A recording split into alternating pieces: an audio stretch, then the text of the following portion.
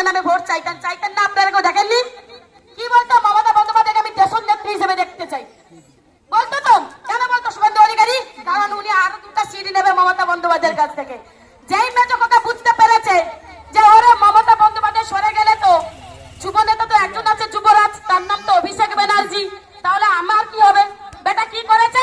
বলছে এটাই সুযোগ। যখন বিজেপি থেকে ওনাকে ভয় দেখালো, টিডিসিবি এর ভয়, তো বিশাল টাকা নিয়েছে শুভেন্দু অধিকারী। কে দেখে না? কে দেখেনি যে শুভেন্দু অধিকারী টাকা নেয়নি? শুনুন শুভেন্দু বাবু, আপনাকে একটা কথা বলে, আমি দীর্ঘায়ু করবো না, আমি ছোট্ট একটা কথা বলে রাখি।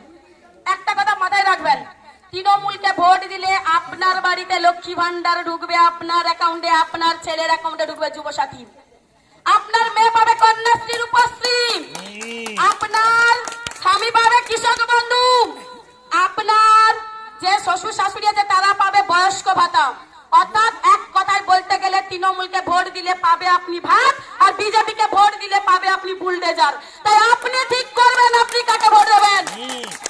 এখানে ধর্ম দিয়ে রাজনীতি চলে না, এটা বাংলা। এই বাংলাতে নেতাজির জন্ম হয়েছে, এই বাংলায় জন্ম হয়েছে রামকৃষ্ণের, এই বাংলায় জন্ম হয়েছে মাতঙ্গিনী হাজরার।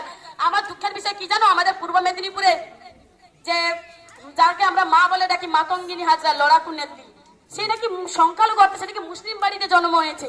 অদ্ভুত তো। আমি দীর্ঘায়ু করবো না, শুধু একটা কথা মা কাকিমাদেরকে বলি, বিজেপি ভোট চাইতে আসবে, যারা ভোট চাইতে আসবে